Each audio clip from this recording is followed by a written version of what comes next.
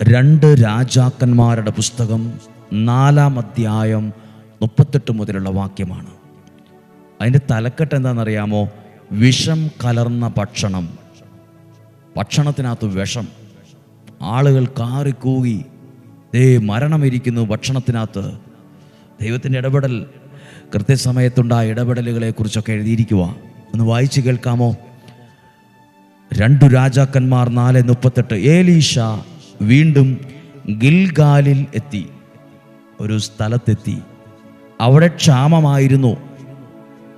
പ്രവാചകഗണം മുൻപിലിരിക്കെ അവൻ ഭൃത്യനോട് പറഞ്ഞു, പ്രവാചകഗണത്തിന് വലിയ പാത്രത്തിൽ അവിയലുണ്ടാക്കുക. നമ്മുടെയൊക്കെ വീട്ടിലുണ്ടാക്കുന്ന ഒരു ഭക്ഷണമല്ലേ അന്ന് കാലത്തും ഉണ്ടായിരുന്നു അവിയൽ. സാമ്പാർ, അവിയൽ, ഇതൊക്കെ നമുക്കറിയാമല്ലോ. അവിയലുണ്ടാക്കുക. അവരിൽ ഒരാൾ വയലിൽ നിന്ന് സസ്യങ്ങൾ ശേഖരിക്കുമ്പോൾ ഒരു കാട്ടുമുന്തിരി കാണുകയും അതിൽ നിന്ന് മടി നിറയെ കായ്കൾ പറിച്ചെടുക്കുകയും ചെയ്തു.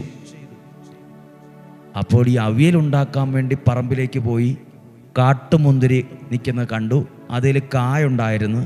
അതെല്ലാം പറിച്ച് മടിയിലിട്ട് കൊണ്ടുവന്ന് നുറുക്കി പാത്രത്തിൽ മറ്റ് അവിയലുണ്ടാക്കുന്ന മറ്റ് കഷ്ണങ്ങളോടുകൂടെ ഇത് വിട്ടു. അത് മനസ്സിലാക്കുന്നില്ല. എന്നാന്ന് പിടികിട്ടിയില്ല പുള്ളിക്ക്. അവ എന്താണെന്ന് മനസ്സിലാക്കാതെ നുറുക്കി പാത്രത്തിൽ വിട്ടു. ആരും അറിയുന്നില്ല. 40-ാമത്തെ വാക്യം. അനന്തരം ഭക്ഷണം വേവിച്ച് അവിയൽ വിളമ്പി. ഭക്ഷിച്ചു തുടങ്ങിയപ്പോൾ അവർ നിലവിളിച്ചു, ദൈവപുരുഷ, പാത്രത്തിൽ മരണം പതിയിരിക്കുന്നു. അവർക്ക് ഭക്ഷിക്കാൻ കഴിഞ്ഞില്ല.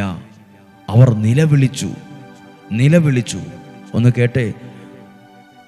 കാട്ടുമുന്തിരി ആ മറ്റ് കഷ്ണങ്ങളോടുകൂടെ ചേർത്ത് മുറിച്ചിട്ട് വേവിച്ച് വലിയൊരു മരണം ആ ദേശത്ത് ആ സമയത്ത് ഇവിടെ സംഭവിക്കേണ്ടതായിരുന്നു.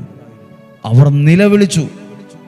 നമ്മളും നമ്മുടെ മുമ്പിലുള്ള ചില പ്രശ്നങ്ങളുടെ മുമ്പിൽ ഇന്ന് നിലവിളിക്കുന്നവരാണ്, ഭയപ്പെടുന്നവരാണ്. നമ്മളും കരയുന്നവരാണ്, പേടിക്കുന്നവരാണ്.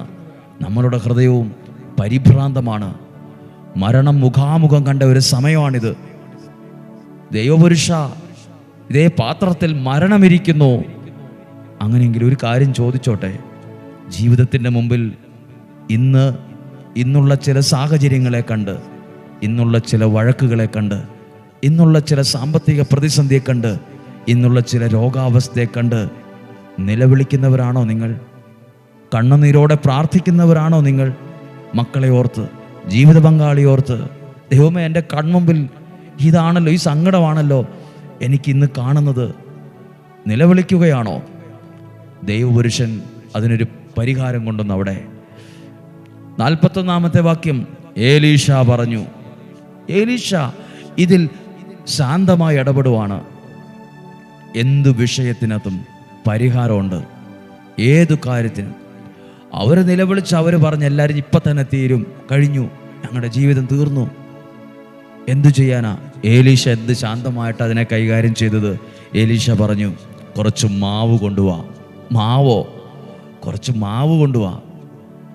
എന്നിട്ടോ അവൻ ആ മാവ് ആ അവിയലുണ്ടാക്കിയ പാത്രത്തിലിട്ടതിന് ശേഷം ഭക്ഷിക്കാൻ പറഞ്ഞു. അടുത്ത വാക്യമാ പറയാൻ വേണ്ടി വന്നത്. അപകടം നീങ്ങിയിരിക്കുന്നു.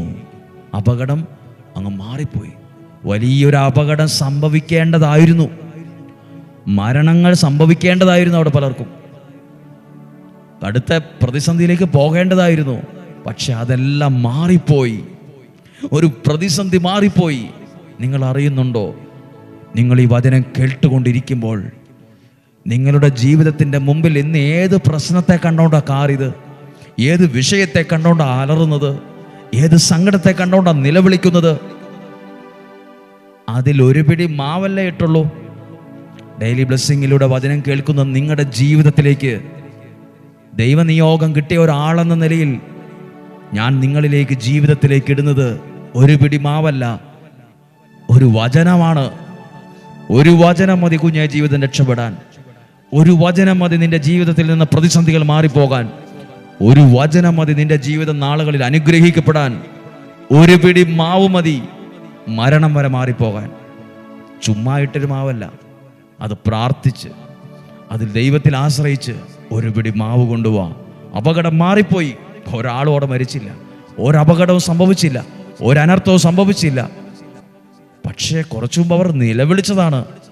പ്രിയരെ, ഇന്ന് ഏത് വിഷയത്തിലാണോ നിങ്ങൾ കരയുന്നത്, ആ വിഷയത്തോട് ചേർത്ത് ദൈവമേ അങ്ങയുടെ വചനത്തെ ഞാൻ വിശ്വസിക്കുന്നു എന്ന് പറ.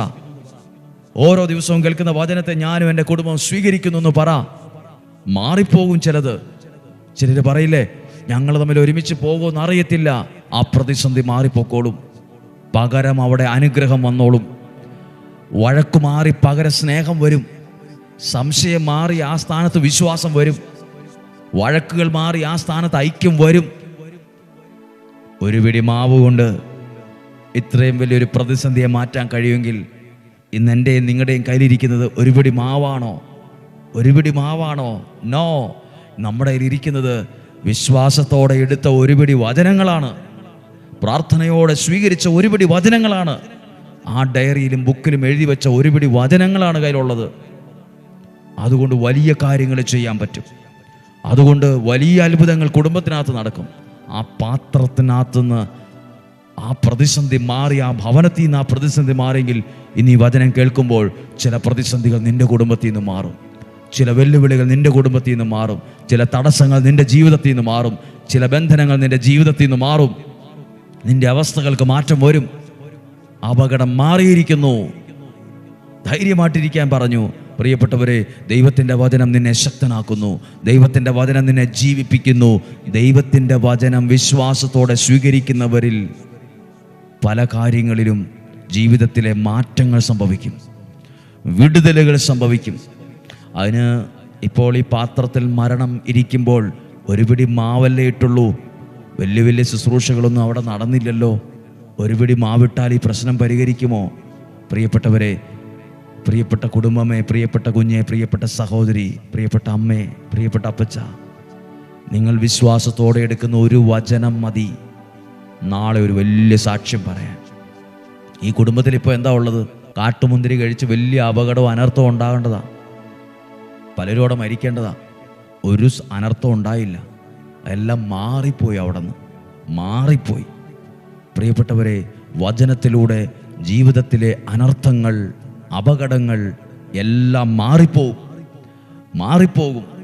ദുർമരണങ്ങൾ മാറിപ്പോകും. ചതി, വഞ്ചന നമ്മുടെ ജീവിതത്തോട് ചേർന്ന് വരുന്ന മാറിപ്പോകും. നമ്മൾ ദൈവത്താൽ അനുഗ്രഹിക്കപ്പെടും. ഇന്ന് പ്രാർത്ഥിച്ച് നമ്മുടെ ദൈവത്തിൻ്റെ ആശീർവാദം വചനത്തിലൂടെ സ്വീകരിക്കുവാണ്. സാധ്യമായ എല്ലാവർക്കും ഈ വചനം കൊടുക്കണം. ഇതിനകത്തൊക്കെ ഒരുപാട് പേരുടെ ജീവനുണ്ട്. അനേകം ആളുകൾ വചനത്തിലൂടെ വിടുവിക്കപ്പെടാനുണ്ട്. അനേകം ആളുകൾ ദൈവവചനത്താൽ സന്തോഷം, സമാധാനം, സ്വസ്ഥത അനുഭവിക്കാനുണ്ട്. അത് നമ്മളിലൂടെ ആകട്ടെ.